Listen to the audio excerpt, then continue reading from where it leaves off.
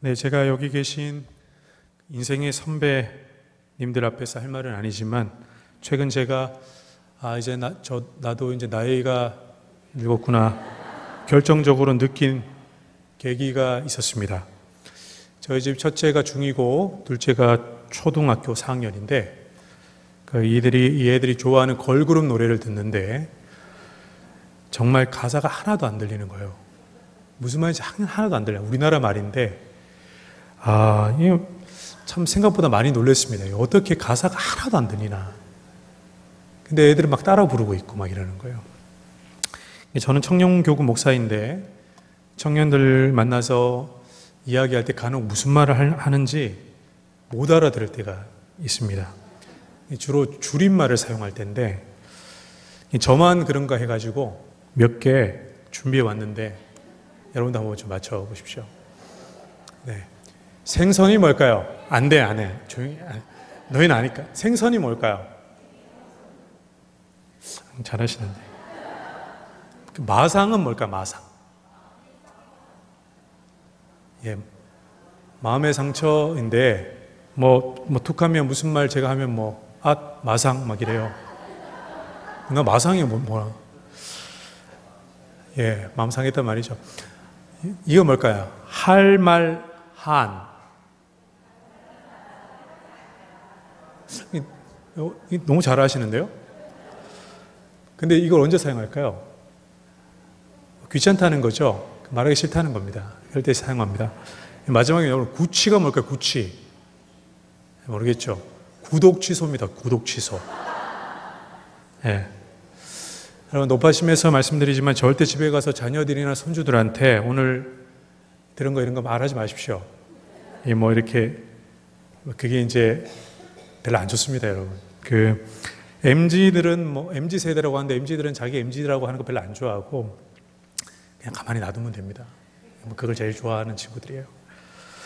이젠 제가 이렇게 여러분 말씀드린 이유는 이젠 신조어가 아니고 일상어가 된 단어 하나가 있습니다. 역주행이라는 말이 있어요. 역주행. 여러분, 이 역주행은 여러분에게 굉장히 무서운 말이죠. 요즘 세대는 이 역주행을 다르게 표현합니다. 어떨 때 사용하냐면 예전에 나왔던 노래나 만화나 소설이 시간이 지나면서 다시 인기를 끄는 것, 역주행이랍니다. 그러니까 정주행이라고 말하면 뭐냐면 이런 것들은 당연히 잊혀지고 사라져야 되는데 이제 역주행한다는 거예요. 다시 인기를 얻기 시작한다는 거죠. 그게 역주행 현상이라고 합니다. 최근에 역주행 돌풍을 일으킨 드라마가 하나 있습니다. 뭐냐면 닥터 김사부라고 시즌 3이 마쳤어요. 근데 이 시즌 3 닥터 김사부의 드라마 소문이 돌면서 사람들이 시즌 1, 2를 보기 시작하는 거예요. 이게 역주행 현상인 거죠. 닥터 김사부 드라마의 흥행 요인이 여러 가지가 있고 복합적이겠지만 저는 김사부 흥행 요인을 이 드라마 홈페이지가 있습니다. 거기 기획 의도를 통해서 제가 발견하게 되었어요. 제가 한번 읽어드리겠습니다. 잘 보이지 않으실 것 같은데 모든 게 넘쳐나지만 그래서 더 결핍을 느끼는 사람들, 모든 게 편리해졌지만 그래서 더 고립된 사람들, 정보는 넘쳐나는데 진심은 전달되지 않고 아는 것은 넘쳐나는데 진정성은 무너져가고 명품은 넘쳐나는데 진짜 멋쟁이들은 사라져가는 세상, 지구 반대편에서 일어나는 일들은 실시간으로 알면서 정작 내 곁의 사람에 대해서는 알지 못하고 자기 자신을 정의 내리고 설명하고 싶은 사람들은 차고 넘치는데 들어줄 사람은 없다. 세상은 넓어졌지만 다른 일을 이해하고 들여다보는 마음은 점점 작아져만 간다. 이러한 시대에 점점 잊혀져가는 소중한 가치들, 촌스럽고 고리타분하고 하다고 치부되었던 것들, 그러나 실은 여전히 우리 모두 아련히 그리워하는 사람다운 사람스러운 것들에 대한 이야기들을 다시 한번 전하려 한다. 사람은 무엇으로 살아가는지, 나는 왜 이렇게 살고 있는지 길을 잃은 수많은 사람들에게 김사부의 낭만이 다시 한번 위로가 될 수 있기를 바란다. 이게 기획 의도예요.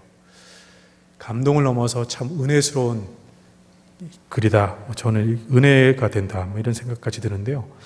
하지만 한편 가슴 한편 좀 씁쓸하게 무언가 느껴지는 것도 하나 있어요. 그게 뭐냐면 이 김사부 드라마를 만든 작가와 스태프들이 이렇게 낭만을 보여줄 수밖에 없는 이 낭만이 상실된 시대를 저와 여러분이 살아가고 있구나 또 이렇게 느껴지게 만듭니다.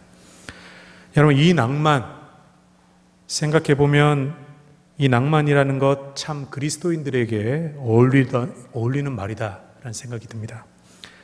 낭만이라는 말이 어울리는 부류가 그리스도인들 말고 또 누가 있을까요? 여러분, 낭만이 뭘까요?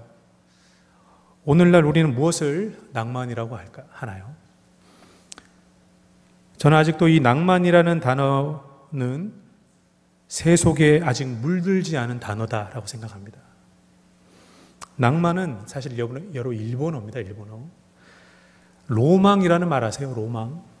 프랑스어로 이 로망이라는 말을 일본식 발음 그대로 한자 음역한 게 바로 낭만입니다. 영어로는 로맨스가 되죠. 본래 단어인 프랑스어인 이 로망이라는 단어는 낭만과 다르게 물들고 타락해 있습니다. 오늘날 세상은 이 로망을 어떻게 사용하냐면 남자의 로망, 여자의 로망 이럴 때 사용하죠. 인터넷에 남자의 로망 이런 거 검색하면 자동차나 시계, 중간중간에 성적인 음담패설 이런 것들이 등장합니다. 여성의 로망 이런 것들 우리가 검색해 보면 웨딩드레스나 반지 혹은 TV에 연예인들에게만 보일 것 같은 이상적인 어떤 그런 자기 관리, 몸매 뭐 이런 또 혹은 함부로 갈 수 없는 어떤 여행지에 대한 사진 이런 것들이 등장하죠. 하지만 낭만은 다릅니다.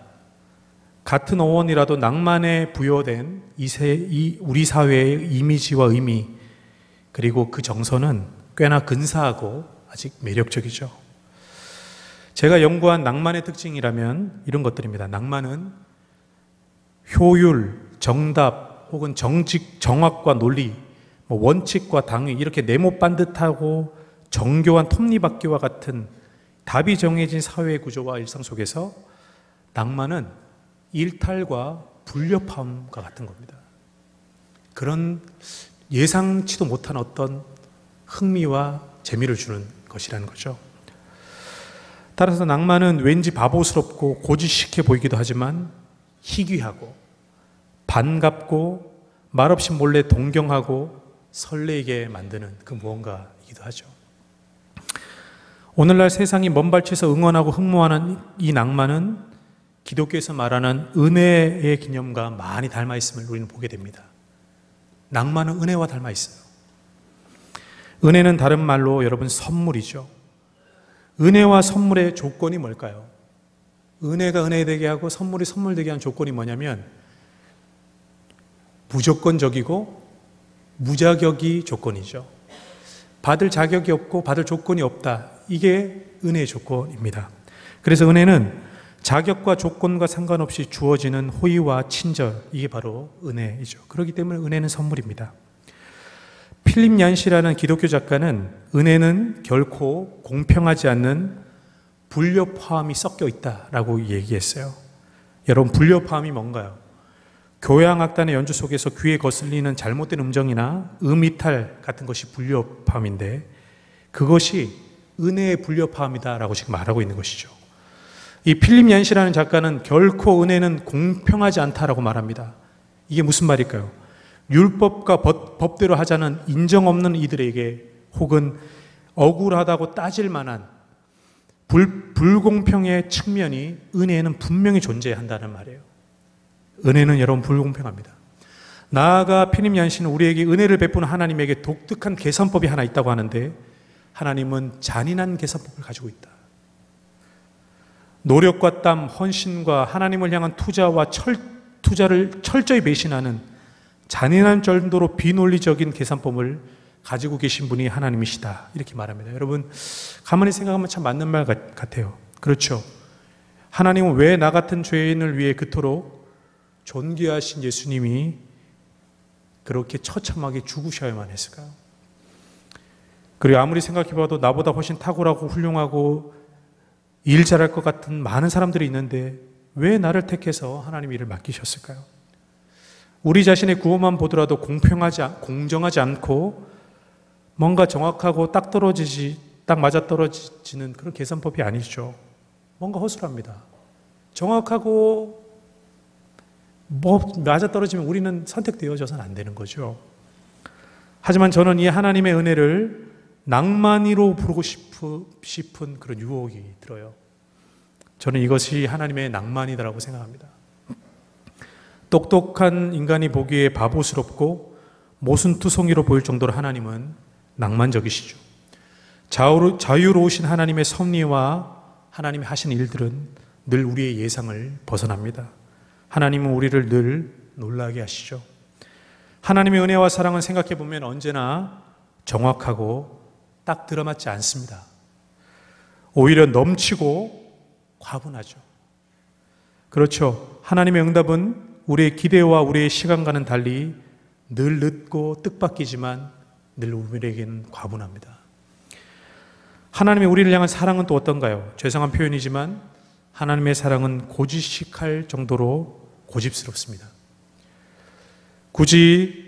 하나님은 굳이 우리여야만 하고 굳이 나여야만 한다고 말씀하십니다. 은혜로우신 하나님은 시종일관 바보 같고 고지식한 사랑을 고수하시는 낭만적이신 하나님이죠. 여러분, 저는 동물을 볼 때마다 신기할 때가 참 많습니다. 기린, 하마, 나무늘보 이런 거 볼 때마다 하나님 왜 굳이 저렇게 재밌게 만드셨나? 하나님 참 웃기시다 이런 생각이 듭니다. 하늘의 별은 굳이 왜 저렇게 많이 만드셨나? 그리고 여러분, 사람의 얼굴은 어떤가요? 눈, 코, 입 다 같은 자리인데 어떻게 얼굴은 다 다른지 참 신기합니다. 80억 인구에 같은 사람 하나 없고 이 땅을 살다간 수많은 모래알 만큼 많은 사람들 중에 나 같은 사람 1도 없죠. 왜 굳이 그렇게 하셨을까요? 온 우주 만물에 깃든 하나님의 숨결과 솜씨를 가만히 들여다보면 그 속에 보이는 하나님의 스타일, 그것은 바로 낭만이죠. 굳이 그렇게 하신 이유를 우리가 다는 모르지만 아마도 그 이유 중 하나는 낭만이겠다 저는 싶습니다. 오늘 본문은 마태복음의 산상수훈, 곧 예수님의 설교의 말씀이죠. 산상수훈은 구원과 복을 얻을 선행 조건과 공식이 아닙니다. 예수님은 산상수훈대로 살면은 복을 받고 살지 않으면 망하리라는 메시지를 전하면서 우리에게 주신 것이 아니라고 저는 생각해요. 예수님은 산상수훈을 통해서 이 땅에 임한 하나님의 나라는 이런 나라라는 것을 우리에게 보여주시고 그 하나님의 나라의 백성으로 사는 사람들의 모습, 삶의 방식은 이런 것이다라고 가르쳐주기 위해 산상수훈을 우리에게 기록해 주셨다고 저는 생각합니다. 예수님이 산상수훈을 통해서 우리에게 보이신 하나님 나라의 백성의 삶은 과연 어떤 삶인가요? 산상수훈의 한 절 한 절이 참 주옥 같고 할 말들이 참 많지만 제게 낭만이라는 단어, 이 단어와 어울리는 구절은 바로 41절의 구절이었습니다. 우리 함께 41절 말씀 함께 한 목소리를 읽겠습니다. 41절입니다. 시작.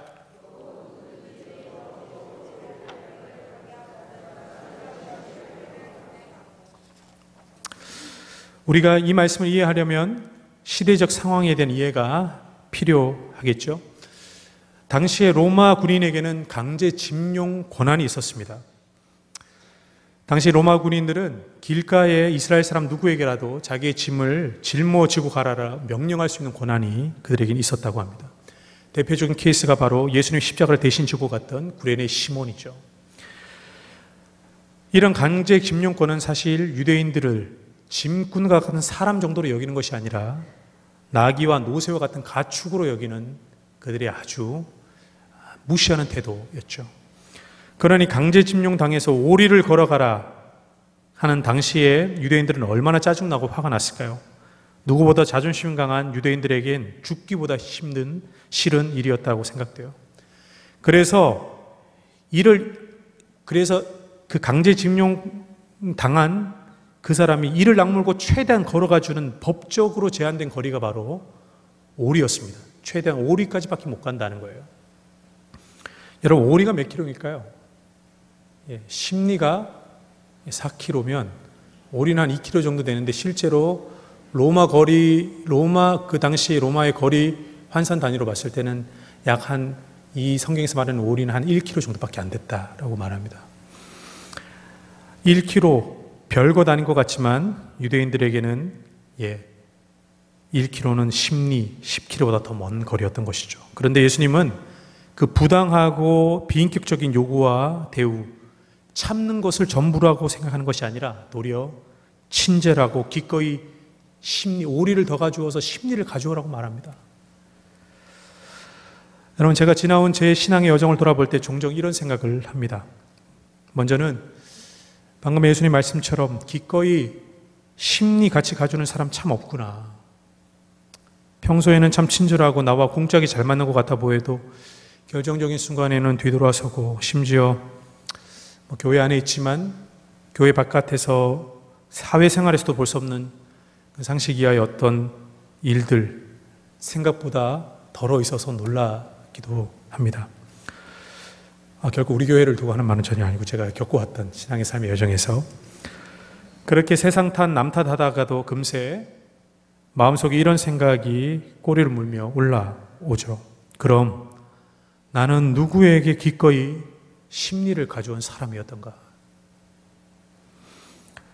나는 그토록 심리 가는 사람 어디 없나 찾아다니면서 실망에 실망을 더하면서 그렇게 궁상을 떨어댔지만 정작 나는 누군가에게 심리를 가주는 사람이진 않았구나. 그것이 인정되는 순간 얼마나 제 자신이 부끄럽고 제 신앙이 초라하게 보였는지 모릅니다. 여러분, 뜬금없지만 저는 이 기꺼이 심리를 가는 삶, 그리스도인의 낭만이라고 생각합니다. 비록 비효율적이고 바보스럽다 할지라도 세상이 결코 이해할 수 없고 오히려 그렇게 살지 말라 우리를 욕하고 나무라고 핍박하고 왕따 찐따처럼 우리를 여길지라도 저는 이런 삶이 세상 모든 사람이 속으로 은근히 바라고 동경하고 원하는 이 세상의 마지막 남은 낭만이라고 저는 믿습니다. 그리스도인들은 그런 낭만을 지키며 누리며 살 수밖에 없는, 세상 보기엔 쓸데없이 고집스럽고 고집스러울 수밖에 없는 사람들이다라고 저는 생각해요. 본래 그리스도인이라는 말 자체가 예수를 닮은 자, 예수를 닮은 제자들이라는 말이듯이 낭만으로만 보자면 누구보다 진정한 낭만 그 자체였던 예수님의 낭만을 누구보다 닮은 자들, 바로 우리 그리스도인들이 아닌가 생각해 봅니다. 한 가지만 더 말씀을 나누고 말씀 맺을까 합니다. 여러분, 저는 올해 밤 작업 2년 차입니다. 정말이지 작년에 밤 따러 간 첫날 저는 잊지 못합니다. 과장을 조금 보태서 저는 정말 죽을 뻔했습니다. 가보신 분은 아시겠지만 밤 고를 때 밤을 쌓아놓고 고르는데 그 밤이 밤산이거든요.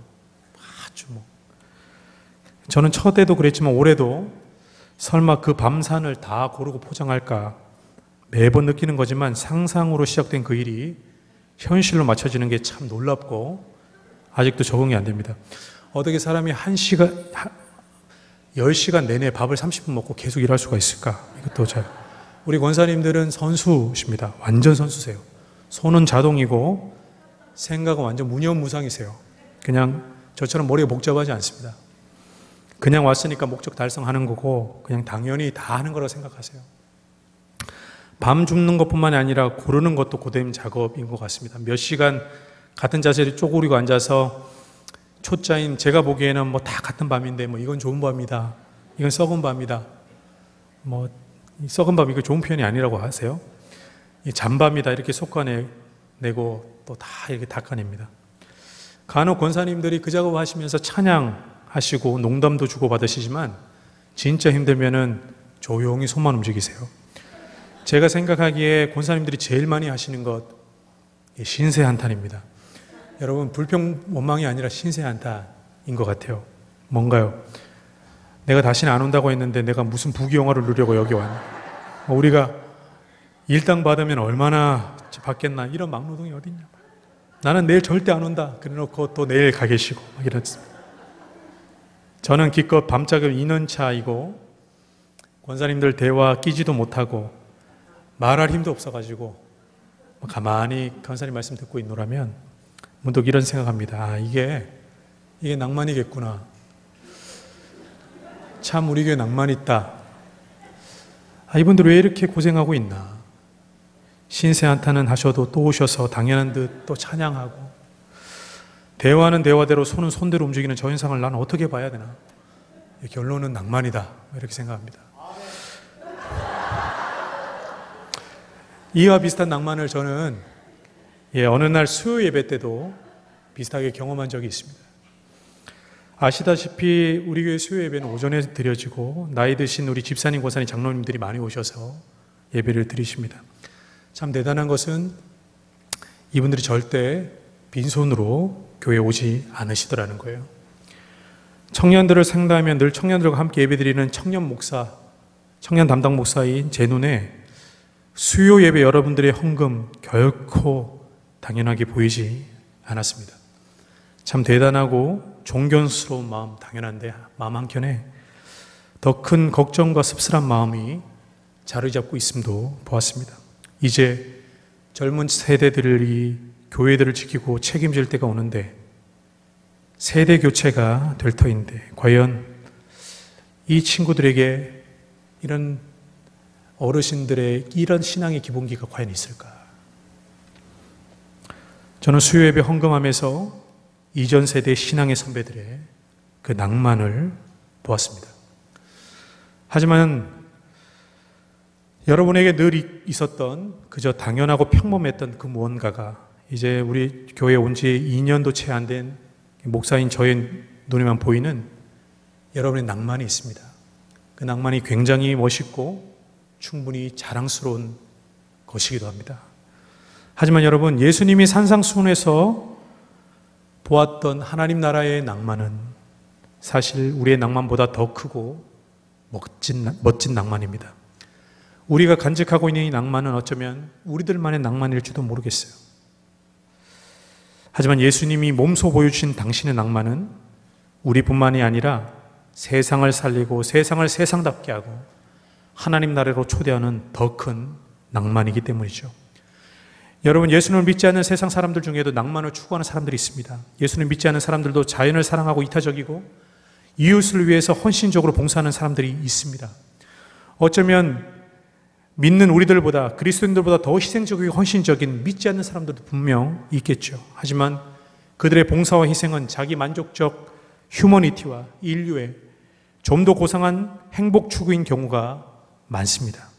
저는 그들의 봉사와 희생에는 한계가 있다고 봅니다. 하지만 하나님의 계심을 믿고 예수 그리스도가 주인이심을 믿고 따르는 우리들에게, 성령 하나님이 친히 가르치시고 인도하는 우리들에게 희생과 절제, 봉사와 사랑은 지극히 당연한 것, 그 이상의 책임과 사명이죠. 가능한 정도가 아니라 우리는 그것을 기뻐하고 자유함으로 그것을 행합니다. 지치지 않습니다. 어느새 거룩한 선순환이 우리에게 일어나죠. 더 쉽고 더 기쁘게 그것을 행합니다. 여러분, 이러한 삶을 누가 살 수 있겠고 누가 지속적으로 이행할 수 있을까요? 여러분, 우리입니다. 이것이 우리의 낭만이죠. 이미 우리에게 있는 낭만입니다. 바로 하나님 나라의 낭만, 예수님의 낭만입니다. 여러분, 오늘 제 설교가 너무 감상적이신가요? 그렇게 느껴질 수도 있겠죠. 계속 낭만 이러니까요. 하지만 여러분, 이 낭만은 예수님께도 충만하셨던 것이에요. 예수님은 이 땅을 딛고 사셨지만, 현실적인 삶을 사셨지만, 또한 예수님은 하나님 나라를 사셨습니다. 성경에 수많은 믿음의 사람들이 노동하고 먹고 자고 사랑하며 살았지만 그들은 또한 보이지 않는 하나님과 동행하고 세상을 그렇게 넉넉히 이기며 살다 갔습니다. 그러니 여러분, 괜찮습니다. 좀 더 낭만적이어도 괜찮습니다. 조금 덜 현실적이어도 괜찮아요. 우리의 낭만은 낭만적인 하나님을 닮은 그 모습이니까 괜찮습니다.